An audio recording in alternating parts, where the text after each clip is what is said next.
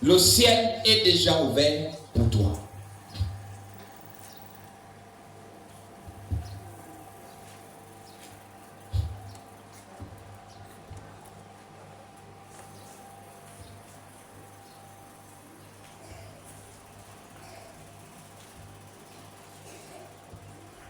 Le ciel est déjà ouvert pour toi. Frères et sœurs, tu ne peux pas avoir accès au ciel sans passer par celui dont le nom est déjà là-bas. Je vous ai dit déjà la dernière fois qu'un aveugle, lorsqu'il conduit un autre aveugle, tous tombent dans le trou. Mais il n'y a que quelqu'un qui connaît éviter le trou qui peut te conduire. Alléluia. C'est celui dont le nom est déjà au ciel qui peut t'amener au ciel parce que lui-même il a un passeport pour arriver au ciel. Il a accès au ciel. Alléluia. Et je disais la dernière fois qu'il ne faut pas choisir un père spirituel parce qu'il a bien prophétisé sur toi. Oh, il a bien dit des choses. Oui, parfois il a l'esprit de Python. Il a vu, parce que l'esprit de Python voit ce qui est vrai. Un faux prophète, ce n'est pas celui qui dit des mensonges. Un faux prophète peut dire de bonnes choses, mais sauf que la source, sa source là, n'est pas de Dieu. Ça peut être le Python qui lui inspire des choses. Vous savez que les yeux du Python, c'est la même chose que les yeux du corbeau. Quand le corbeau te regarde, quand le corbeau te fixe, il voit même à l'intérieur de tes os. Ça le corbeau. Quand il te regarde là, il te regarde jusqu'à l'intérieur, jusqu'à la moelle. Le corbeau voit. C'est pour ça que vous voyez que les gens là, et ils ont les nœuds ici, chemise blanche, veste noire. Moi j'ai l'habitude de les appeler les corbeaux. D'ailleurs, leur totem, c'est le corbeau. Vous connaissez de qui je parle? Ces gens. Leur totem, c'est le corbeau. Et souvent, je vous donne un signe. Vous gardez ça pour vous. Lorsqu'il y a un décès, les gens arrivent. Si vous voyez plein de corbeaux autour, parfois celui qui part et ceux qui sont là étaient dans la même église. Je parlais des églises.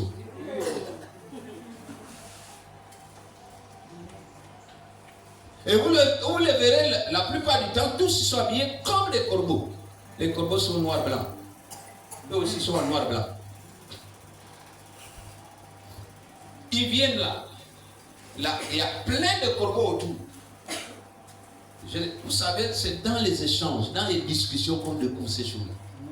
Je l'ai découvert, j'allais à l'enterrement d'un des miens, quelque part.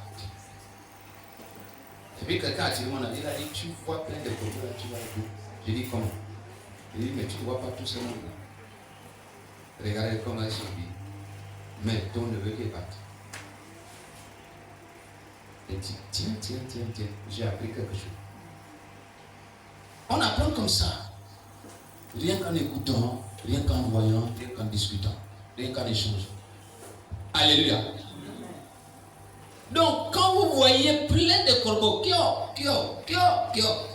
ils sont là eux-mêmes.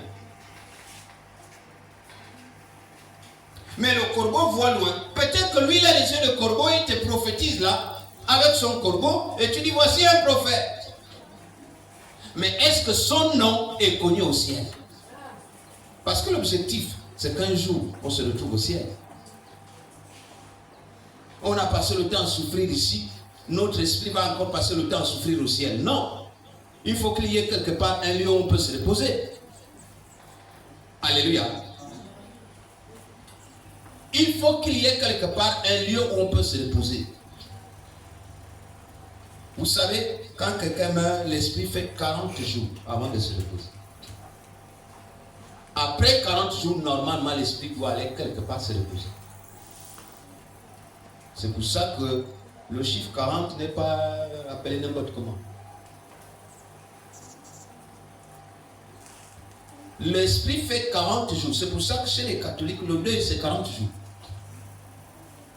Quand tu es catholique, c'est 40 jours. Ils savent. Parce que pendant 40 jours, l'esprit, si tu as appelé par exemple ton mari, l'esprit du mari est encore là, en train de tourner. Mais après le 40e jour, tu peux sortir du deuil parce que l'esprit doit aller là où ça doit se reposer.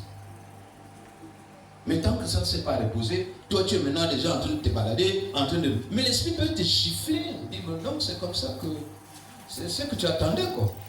Que je meure et puis que tu fasses la bamboula comme ça. Je ne sais pas si vous comprenez. Hein? Mais je dis des choses sérieuses là. C'est 40 jours après, normalement, que tu dois commencer. Parce que l'esprit ne s'est pas encore reposé. C'est des grandes choses qu'on vous dit. Il faut les retenir. Il faut les appliquer dans la vie. Alléluia. Dieu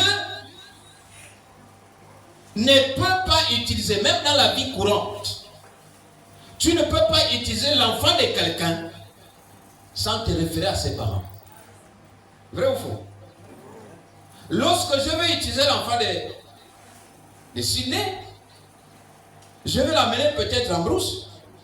Mais attention, si je prends comme ça, toi, viens avec moi, allons-y en brousse. Et en cas de... Qui m'a donné l'autorisation? Donc, je dois dire, Sydney, oui, écoute, est-ce que le petit là peut m'accompagner? Quand Sydney donne son accord, il dit, ok, allons-y. Parce que Anne avait donné son accord pour que Samuel accompagne Dieu dans son œuvre de la gestion d'Israël. Anne avait donné son accord. Si tu me donnes un enfant, je vais te le prêter et il sera à ton service. Et donc, Dieu n'a pas utilisé Samuel comme ça. Dieu a utilisé Samuel avec l'accord de ses parents. Alléluia. Alléluia. Amen. On ne choisit pas un père spirituel parce qu'il a un grand nom. Il est trop connu, il est trop populaire. Mais il est trop connu, trop populaire sur la terre. Est-ce que son nom est inscrit là-bas? Est-ce que là-bas on le connaît? Il est trop connu sur la terre. Mais est-ce qu'il est connu au ciel? Au ciel, ce n'est pas tout le monde. Au ciel, c'est très peu qui sont connus. J'ai envie de dire, nous sommes très peu. Je peux dire nous, non? Je peux dire nous. Je peux dire nous. Je peux dire nous avec assurance que nous sommes très peu connus au ciel. Sinon, je ne serais plus en vie. Je vous ai dit, si Dieu n'avait pas décidé que lui là, il ne meurt pas maintenant parce qu'il va d'abord me servir, je ne serais plus en vie. Ça veut dire que je suis connu. Là, oh, lui là, c'est qui? C'est même qui? Oh, il n'a qu'à partir. Parfois, il n'allait même pas avoir le temps de demander. On dit, viens t'asseoir avec mourir là. Et lui, il fait même comme s'il n'entendait pas. Vous comprenez, non? Quand quelqu'un ne veut même pas t'aider, il fait comment? Parfois, il tourne le dos, il fait comme si il n'entend. C'est-à-dire, il te voit, te bastonne là. Il fait comme s'il n'était pas là, il ne te voyait pas. Vrai ou faux? Mais quand il se retourne, il demande, oh, c'est qui en ta place? C'est-à-dire qu'il a quand même envie d'intervenir. Pourquoi? Il te connaît. Ou il connaît peut-être quelqu'un qui te connaît, surtout il y a quand même des relations. Alléluia. Bien aimé. Sache que le sacrifice ouvre le ciel. Le sacrifice ouvre quoi? Le ciel. Prenons un texte ce matin. Notre texte de base. Genèse 28.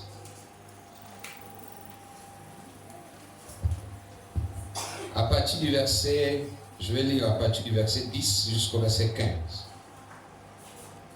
Genèse 28, verset 10 au verset 15. Je lis la parole.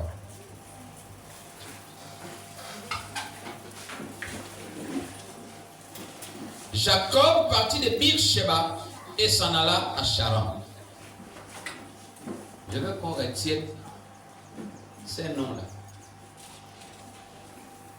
Jacob partit de Beersheba et s'en alla à Charan. Il arriva dans un lieu où il passa la nuit, car le soleil était couché. Il y prit une pierre dont il fit son chevet, et il se coucha dans ces lieux-là. Il eut un songe, et voici, une échelle était appuyée sur la terre, et son sommet touchait au ciel. Et voici les anges de Dieu montaient et descendaient par cette échelle. Et voici l'Éternel se tenait au-dessus d'elle. Et il dit, je suis l'Éternel, le Dieu d'Abraham, ton père, et le Dieu d'Isaac. La terre sur laquelle tu es couché, je la donnerai à toi et à ta postérité. Ta postérité sera comme la poussière de la terre. Tu t'étendras à l'Occident et à l'Orient, au septentrion et au midi. Et toutes les familles de la terre seront bénies en toi et en ta postérité. Voici, je suis avec toi. Je te garderai partout où tu iras et je te ramènerai dans ce pays, car je ne t'abandonnerai point que je n'ai exécuté ce que je t'ai dit. Alléluia. On peut s'asseoir.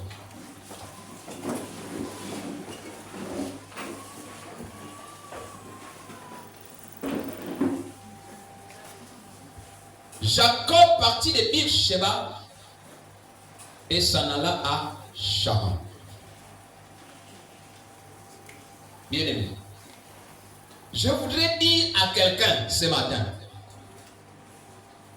qu'il y a des endroits où, quand tu arrives là,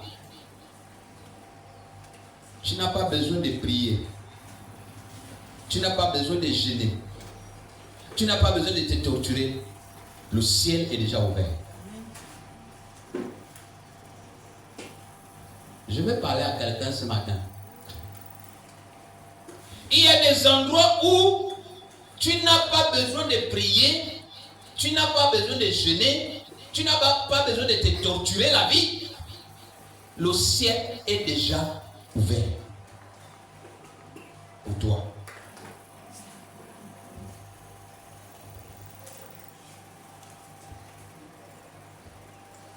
Le ciel est ouvert pour toi par qui? Par ceux qui t'ont précédé. Par tes devanciers. Peut-être tes parents, peut-être ton père, peut-être ta mère, peut-être ton oncle, peut-être tes grands frères, peut-être tes petits frères, mais peut-être aussi ton père spirituel. Alléluia. Il y a des endroits, quand tu arrives là, les portes te sont grandement ouvertes.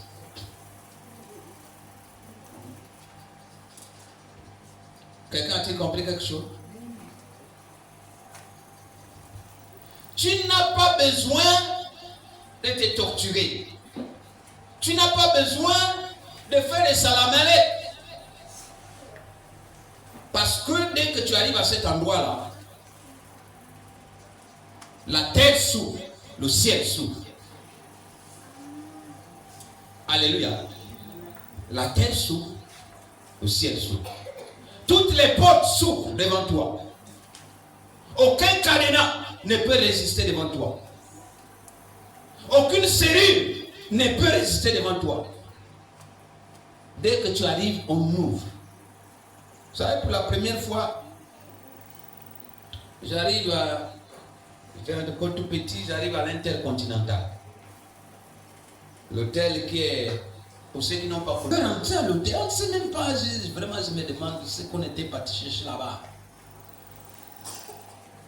On arrive à quelques mètres. La baie vitrée s'ouvre, il n'y a personne. Et moi, je fais la force là. Je connais, je suis un blanc. Mon grand frère a peur. Je dis, oh, nous c'est comme ça ici. Moi aussi j'ai un peu peur. Mais je ne montre pas que j'ai peur. Vous comprenez, non? Je ne montre pas que je peux. Je vais lui montrer que moi je connais. Mais nous ici c'est comme ça. Oh, toi tu viens. Alléluia. La porte s'ouvre seule. Il y a des endroits comme ça. Quand tu arrives, tu ne vois personne. Mais la porte s'ouvre seule. Alléluia. La porte s'ouvre seule. Par qui? Par ceux qui t'ont précédé. À cause de ceux qui t'ont précédé. Mais attention, attention, la porte peut se fermer. La porte peut quoi? Peut se fermer aussi.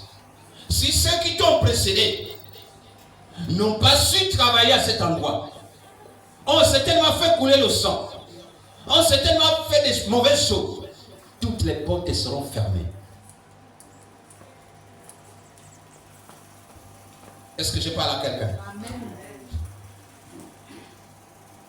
Lorsque tu arrives à un endroit, je me souviens, les politiciens m'ont demandé, accompagne-nous. On va faire le tour du département. On est là, on est en train de... Je suis en train de les accompagner. Moi, je ne connais rien de la politique là. Je ne connais pas. Je venais d'être entraîné dans ce monde-là, bizarrement. Et puis, je les accompagne. Quand on arrive à un endroit, on fait le repas, on fait un meeting, on présente les gens. Et puis, on arrive à un endroit, le ciel s'ouvre pour moi. Et tout ce qui était là, même le chef de file, celui qui nous a amenés, ils sont tous derrière. Ils attendent. Le ciel s'ouvre. Je ne connais même pas. Quand on présente, c'est l'enfant de terre. Une maman se détache du groupe là-bas, vient s'agenouiller et vient pleurer sous mes pieds. Je ne l'ai jamais vue. Je ne la connais pas. Elle pleure. Et le meeting s'arrête. Vous savez que les mamans là n'ont pas de protocole, ne connaissent pas ce qu'on appelle le protocole. Elle se détache, elle c'est son émotion, elle vient là, le meeting s'arrête. Elle pleure, elle pleure. Moi aussi je suis là. Mais les pieds tremblent parce que je ne sais pas ce qui se passe. Je suis encore très jeune, je ne connais pas ces choses-là. La politique comme ma main, je fais quoi? Et puis elle finit de pleurer, elle se relève. Bon, stratégiquement, quand même le protocole nous amène de côté pour permettre au meeting de continuer. Devant les témoins qui étaient là-bas me dit, je suis vivante grâce à ton père. Oh, tu n'as rien compris. Je suis vivante grâce à qui? À ton. Mon père avait déjà fait des sacrifices qui ont ouvert le ciel pour moi. Vous comprenez, non? Je ne fais que bénéficier de ce que mon père avait posé comme acte. Ce n'est pas moi. Je n'ai rien fait, mais mon nom est inscrit là-haut, là-bas, là-haut. Tu n'as rien fait, le nom est déjà inscrit. Il a posé des actes qui ont parlé positivement derrière lui. Il a posé des actes qui ont fonctionné de génération en génération après lui. Elle me dit, je suis vivante là grâce à ton père. Ton père était grand ami à mon père. Mais mon père, c'était des grands amis. C'était pas la même famille. C'était des grands amis. Mais mon père, c'était un zonzi. Qui connaît un zonzi? Un juge. Juge coutumier. Donc, quelqu'un qui parle. Et ton père avait tellement de l'audience. Il avait tellement du charisme. Que quand il arrivait, quand moi je perdais, ma mère perdait des enfants et autres, c'est lui qui venait parler à la place de son ami. Parce que les amitiés d'avant, hein, c'était comme ça. C'était comme des frères. Les amitiés d'avant, on pouvait prendre même le nom de son ami. Hein? On surnomme son enfant le nom de son ami. C'est comme ça qu'elle me dit, non, c'est lui qui venait trancher les affaires. Et c'est grâce à lui que moi, aussi on ne m'a pas tué. Je suis en vie. Avant le départ, quand finit le meeting, on a fini de manger un demi-sac d'arachide qu'elle me donne. Jamais. C'est moi qui partage maintenant à tout le monde. Tout ce qui était là, j'ai dit prenez, c'est bon. Alléluia. Pourquoi? Parce que le ciel s'était ouvert pour moi. En fait, quelqu'un l'avait déjà laissé ouvert. Quelqu'un l'avait déjà laissé ouvert. Je n'ai pas prié. Je n'ai pas fait de salamalek à cet endroit. Je ne me suis pas agenouillé pour demander quoi que ce soit. Je n'ai pas gêné. Mais j'ai seulement ramassé les bénéfices. Alléluia. C'est pour ça que j'ai l'habitude de dire, ce que vous faites là, même si vous n'avez rien vous-même, mais vous êtes en train de s'aimer, vous êtes en train d'ouvrir le ciel pour votre progéniture. Tu n'as pas besoin de dire non, j'ai prié, je gagne même quoi avec Dieu. Non! Et c'est là qu'on se trompe. Et comme le noir est méchant, le noir ne sait jamais travailler pour les générations futures. Jamais. C'est ça la différence entre le noir et le blanc. Quand le blanc crée même une société là, il la crée pour la descendance. Sarkozy aujourd'hui, il a enfermé, comment vous appelez ça? Un bracelet électronique. Partout il va passer, on doit le repérer. Sarkozy, ancien président de la République. Entre autres, pour des malversations financières. Entre autres, parce qu'il y a plusieurs chefs d'accusation.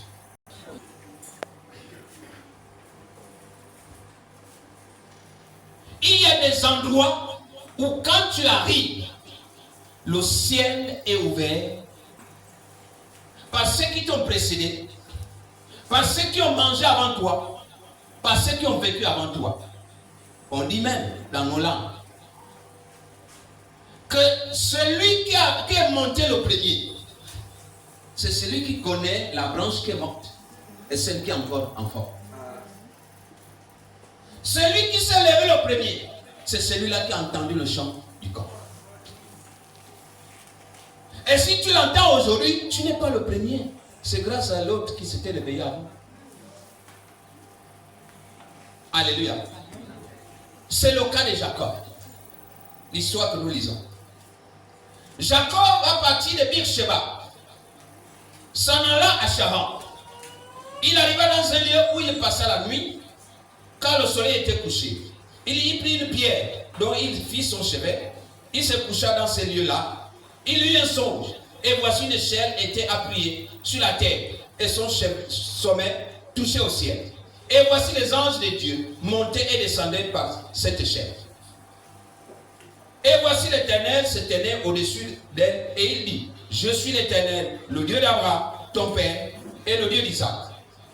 La terre sur laquelle tu es couché, je la donnerai à toi et à ta postérité. Les promesses, trop faciles. Hein? C'est-à-dire que tu arrives là, quelqu'un te fait des promesses comme ça. Vous ne vous posez pas les questions. Alléluia.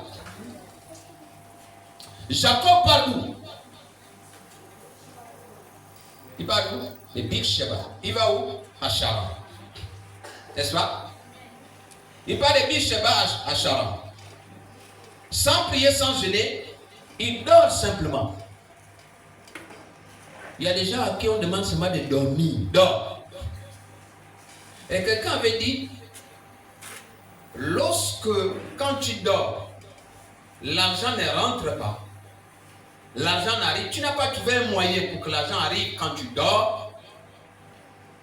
Tu travailleras jusqu'à la fin de tes jours. Lorsque tu n'as pas trouvé un moyen que quand tu dors, l'argent arrive, tu vas travailler jusqu'à la fin de tes jours. Il faut que tu trouves un moyen. Il faut que tu trouves une affaire. Il faut que tu trouves quelque chose qui fait que pendant que tu dors, l'argent arrive. Jacob dort. Il arrive à Bethel. Il est parti de Beersheba au Charan. Il arrive à Bethel. Il dort. Il voit quoi? Une échelle appuyée sur le sol. le sommet touche le ciel. Il voit quoi? Les anges qui montaient et qui descendaient. Mais je ne sais pas si vous comprenez cette facilité-là. De voir une échelle, il arrive, il ne prie pas, il ne gêne pas, il voit seulement l'échelle. Mais lorsque je m'interroge, je me souviens que quelqu'un était déjà passé par là. Allons-y à Genèse 12. Nous sommes dans Genèse 28, n'est-ce pas? Genèse 28 vient après Genèse 12. Donc Genèse 12 a d'abord eu lieu. Allons-y dans Genèse 12.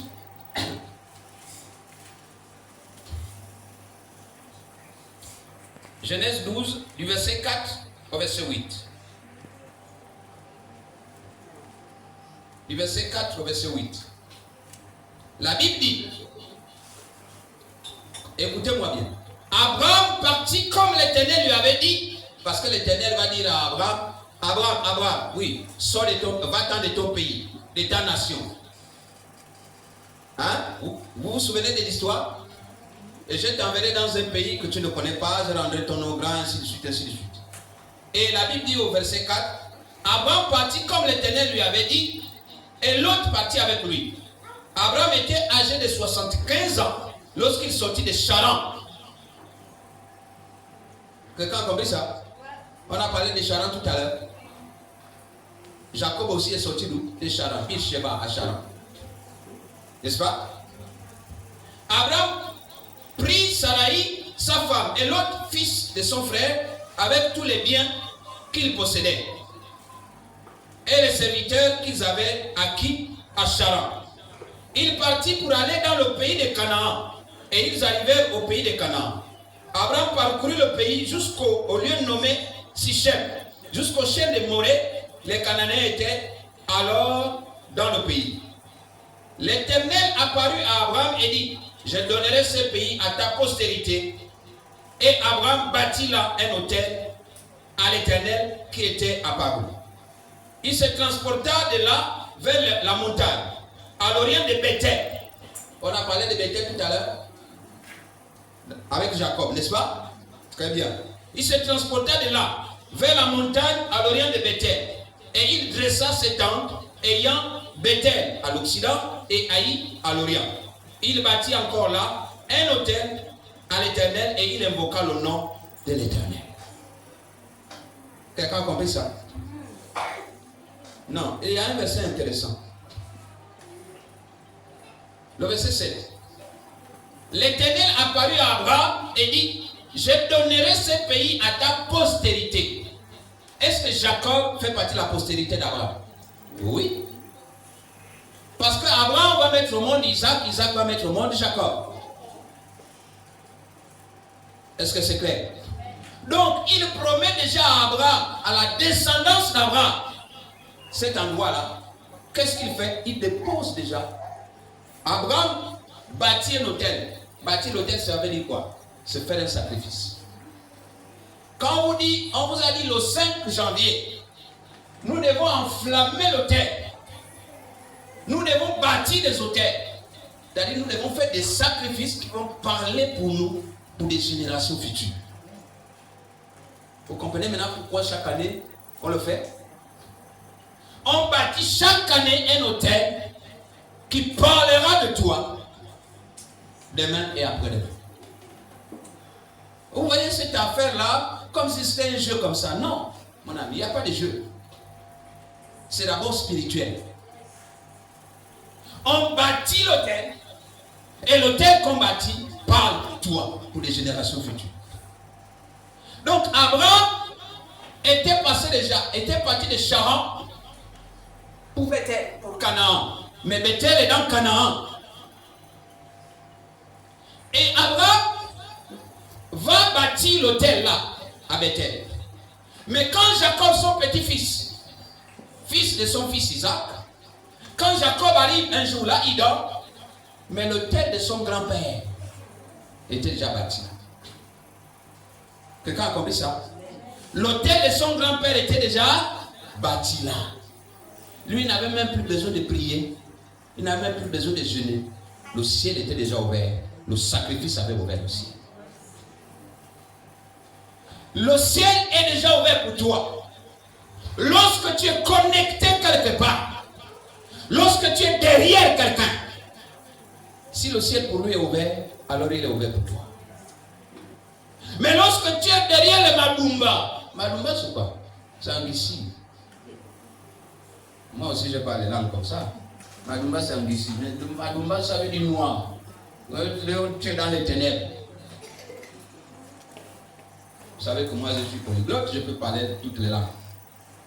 Lorsque tu es dans les Madumba, donc dans les ténèbres, mais tu ne suis que les ténèbres.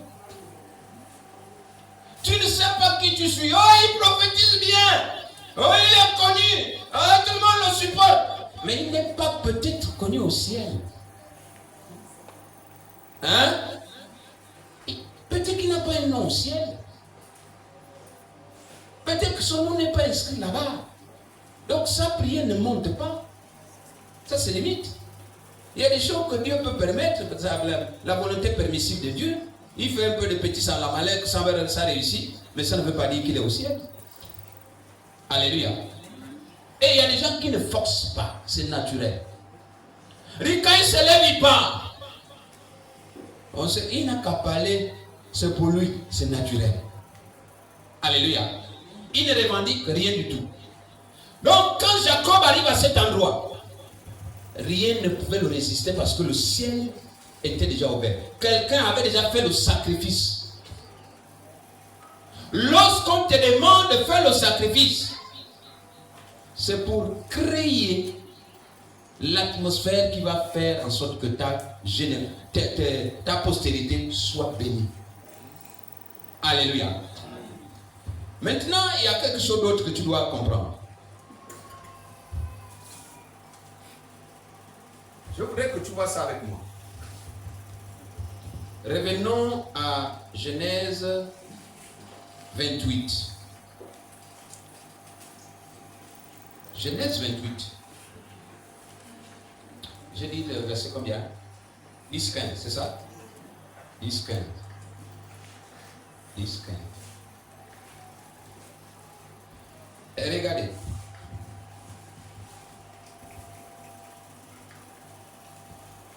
Il eut un son, verset 12. Et voici une échelle était appuyée sur la terre, et son sommet touchait au ciel. Et voici les anges de Dieu montaient et descendaient par cette échelle. On s'arrête là. J'aime la Bible parce que les mots ne sont pas au hasard. Écoute ceci. Jacob a une vision. Il voit l'échelle qui est appuyée sur le sol. Le sommet touche le ciel. Il voit les anges qui font comment? Qui montent d'abord, ensuite qui descendent. Mais les anges, normalement les anges habitent au ciel. La Bible aurait pu écrire, il voyait les anges qui descendaient et qui remontaient. C'est comme ça qu'on médite la parole. On se pose pourquoi est-ce que c'est place avant, pourquoi c'est pas après. C'est comme ça qu'on fait la méditation. On se pose des questions. Il voyait les anges qui montaient et après qui descendaient. Je me suis posé la question. Mais pourquoi il commence par les anges qui montent? Oh, nous, dans notre entendement, les anges sont au ciel. Les anges devaient d'abord descendre, ensuite monter. Mais vous savez pourquoi? Parce que lorsque le ciel s'ouvre pour quelqu'un, Dieu affecte les anges à cet endroit. Les anges restent là, vivent là. Est-ce que vous comprenez? Les anges restent là, vivent là, et restent à ton service, au service de ta famille. Ici, là, cet endroit-là, il y a des anges qui vivent là. Et viens même en vampire, tu viendras les trouver. J'ai dit à quelqu'un, viens même en vampire, tu viendras les trouver. Et je ne chante pas pour chanter. Quand je dis, je rentre dans le sanctuaire, pour être avec toi face à face. Ici, c'est le sanctuaire. Là, sous le lieu saint. Dehors, là, ce sont les parvis. Nous sommes dans la situation du tabernacle. Il y a les parvis, il y a le lieu saint, il y a le lieu très saint. Quelqu'un a compris ça? Je rentre dans le sanctuaire, je suis dans les parvis, je rentre dans le sanctuaire, ok? Et dans le lieu saint, pour être avec toi face à face. Non, vous chantez pour chanter. Vous ne comprenez pas la symbolique. Donc, lorsque Dieu ouvre le ciel pour quelqu'un, il affecte déjà les anges. Et quand moi je rentre ici, je viens retrouver les anges qui me sont affectés. C'est pour ça que vous verrez les vrais hommes de Dieu.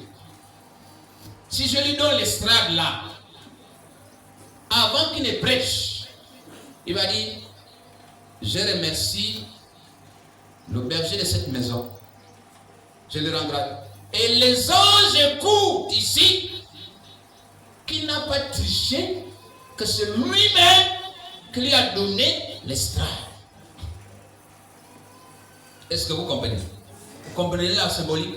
Pourquoi chaque fois que tu montes ici, tu dois faire corps avec les anges qui me sont affectés. Parce que le ciel s'ouvre pour quelqu'un, on lui affecte les anges. Ce qui fait que quand tu viens là, quand Jacob arrive là, les anges étaient déjà là à Bethel, vivaient déjà à Bethel. Ils avaient déjà érigé domicile à Bethel. Le mouvement qu'ils voient, c'est quoi? Ils montent pour aller informer Dieu. Il y a le fils d'Abraham qui est là, qui dort. Oh, mais je croyais que je parlais à quelqu'un. Il y a le fils d'Abraham qui est là, qui dort. Et Dieu va dire aux anges, il est venu comment? Bon, il est venu comme ça, comme ça. Il veut quoi? Ah, il n'a pas encore dit. Bon, repartez, allez-y lui demander ce qu'il veut. Mais Jacob va dire quoi? Dieu, si tu me maintiens en vie tout au long de mon chemin, je serai avec toi. Là, il fait maintenant sa demande. Les anges vont repartir, il a dit, si tu le maintiens en vie, si tu lui donnes à manger, si tu lui donnes les habits, il va te dire, oh, si ce n'est que ça, allez-y le rassurer. Il n'a pas besoin d'avoir peur. Lisez la Bible. Alléluia. Donc, quand tu viens, les anges sont déjà là. C'est pour ça que le premier mouvement qu'ils font, c'est monter pour aller informer. Et c'est quand j'avais lu ces passages que j'avais compris ce que mon défunt oncle nous avait raconté. Mais j'étais encore un peu jeune. Parfois, vous avez l'impression que c'est des histoires de films. Mais c'est la réalité. Il n'avait pas grandi au village. Il avait grandi dans les lacs, partout. Il s'est marié. Et puis, il a vécu à Lambaréné. Il a vieilli là. Mais à un moment donné, il a dit, je vais repartir au village, aller voir la famille qui était restée. Donc, il est venu voir sa petite soeur, ma mère. Il est venu nous voir parce qu'il ne nous avait pas laissé. Maman n'avait pas encore fait d'enfant. Et puis, il a dit, non, je vais aller dans notre brousse là-bas, où nous sommes nés en brousse là-bas. Je ferai un peu la brousse. Donnez-moi un fusil. Il est parti. Au milieu de la nuit, il a entendu un cri comme vous m'entendez. Pour moi, à l'époque, tonton était en train de nous bercer, quoi, de nous raconter des histoires à dormir. Il a entendu un bruit. Dans la nuit noire, vers les 1h du matin, il a entendu quelqu'un qui crie. Ah, faites attention, l'enfant de terre est ici. Est-ce que vous comprenez ça? dans la brousse. Tu pars dans la brousse faire la chasse. Il entend une voix qui crie. Faites attention, l'enfant de tel est ici. Ça dit quoi? Il était reparti à son bétail. Il y avait là, cet endroit-là, là où il était, quelqu'un de sa famille qui avait bâti l'hôtel. Il y avait quelqu'un qui avait ouvert le ciel là. Et le ciel l'a reconnu. Vous comprenez, non? Et là, il était totalement protégé. Personne ne pouvait lui faire du mal. Mais en réfléchissant encore un peu, avec le temps, avec l'âge que j'ai, je me suis dit, c'est tellement qu'il s'est retrouvé en situation de danger et quelqu'un a intervenu. Vous comprenez, non? Quelqu'un a dit, faites attention, c'est l'enfant de terre. Peut-être qu'il était dans un lieu, les lieux qu'on appelle chez nous en langue les Ibungu. Hein? Donc c'est le lieu où on cache les serpents, et les serpents venimeux. Les porcs qui piquent aussi. On les cache là. Non. Et Ibungu, c'est là où on cache les boas, les grands boas qui portent les plumes, et les qu'on appelle les mouyamas. Mais vous avez traduit ça en arc-en-ciel, alors que l'arc-en-ciel ce n'est que le symbole de l'alliance entre nous et Dieu. Mais vulgairement on appelle ça l'arc-en-ciel. Donc le Ibungu, c'est là où on cache les arcs-en-ciel, les revenants, les fantômes, tout, c'est là. Mais quand tu te retrouves dans cet endroit, sans être invité, hein, tu n'es pas invité, eh bien, il y a quelqu'un qui intervient certainement pour toi. Moi, je me suis dit, certainement c'est ça, ce qui s'est passé. Quelqu'un a crié, wow, faites attention, l'enfant de terre est ici. Pourquoi? Parce que cette terre-là était connue. Alléluia. Cette terre-là avait ouvert le ciel, avait fait des sacrifices, mais positivement pour sa famille.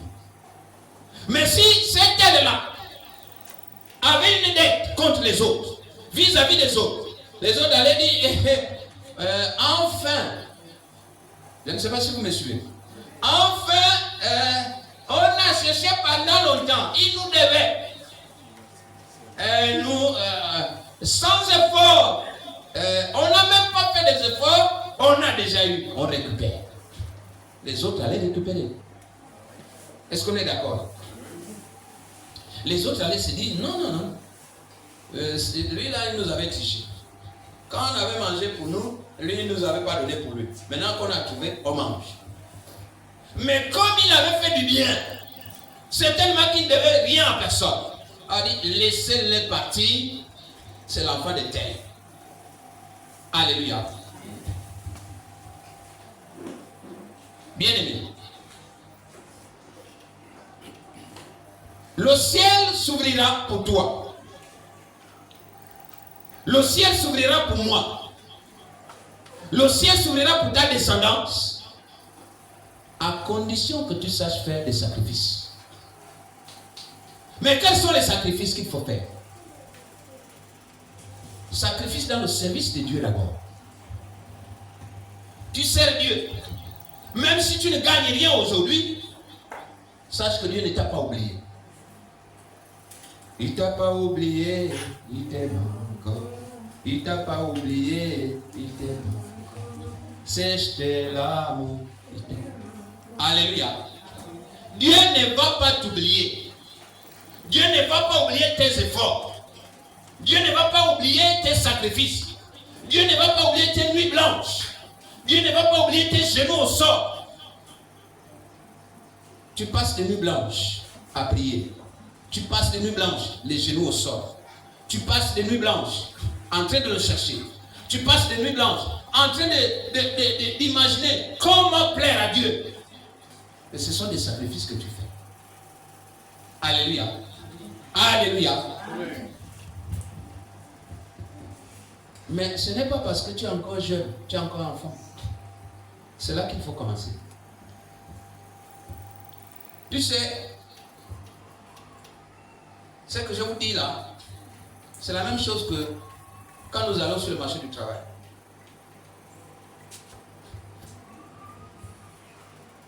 Toi et moi, on gagne le diplôme le même jour. On est employé le même jour. Mais moi, quand je gagne mon diplôme, j'ai déjà 30 ans. Toi, quand tu gagnes ton diplôme, tu as 20 ans. On va tous travailler. N'est-ce pas? J'ai gagné mon diplôme, j'avais déjà 30 ans. Toi, tu as gagné ton diplôme, tu avais 20 ans. On nous emploie tous. Mais moi, je serais retraité avant. Nous sommes d'accord? Mais toi, tu vas travailler plus d'années que moi.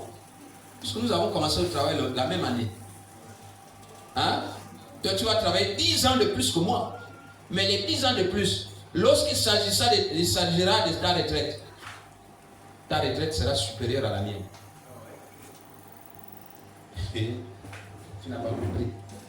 Ta retraite va être supérieure à la. Ça veut dire que si tu commences dès maintenant, dès ton jeune âge, à te sacrifier, les bénéfices seront plus grands. Les bénéfices seront plus grands. La portée de tes bénéfices sera plus grande que celle que moi je vais produire. Nous connaissons Dieu. Nous sommes déjà parfois les mourous. Nous sommes déjà parfois vieux. On travaille quelques années avec Dieu. On fait nos dons. On sature notre banque du ciel. Mais l'autre qui a commencé très petit, il a saturé depuis longtemps sa banque. Mais quand on va ouvrir les deux, ta banque est plus pleine. Parce que tout ce qu'on dépose là, ça va dans la banque du ciel. Dieu n'oublie rien. Dieu n'oublie rien du tout. Il te faut quoi? Il te faut le sacrifice pour que le ciel te soit ouvert. Mais parfois, ce n'est plus toi qui te sacrifies. Parfois, tu viens seulement récolter parce que le Père a déjà sémé. Alors, il te faut un Père. Si tu ne peux pas courir, tu peux au moins te cacher. C'est Marc Dios qui l'a dit. J'aime écouter la chanson là de Marc Dios.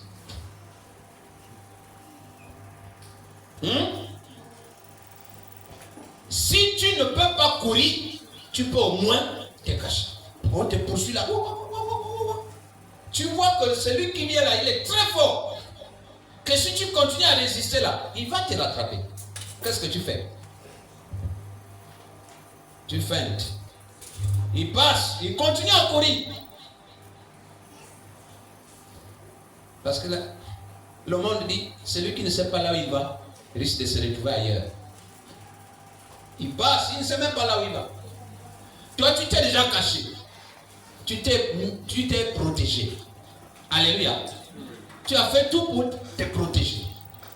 Mais si tu ne peux pas courir, tu ne peux pas aussi te cacher, mon ami, on va te manger.